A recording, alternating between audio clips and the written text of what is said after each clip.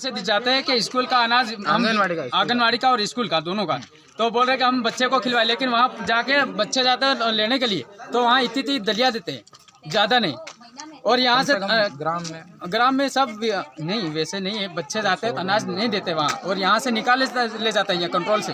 वो अनाज देते नहीं देते, यहाँ से निकाल ले जाते, बच्चों को देते नहीं। स्कूल वाले नहीं देते, आंगनवाड़ी वाले और वो भी नहीं देते, वो सरकारी आते हैं पैकेट। कितने कट्टे निकाल के ले जाते वो? यहाँ कहते देते आप 12 या 25 कट्टे देते ये, मतलब कभी हाँ।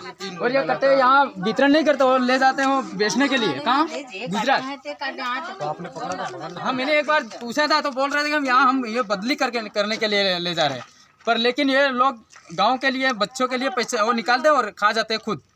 यहाँ कोई ऐसा नहीं हो पा रहा है, सब लुटेरे हैं यहाँ यूँ। ठीक है, चलो।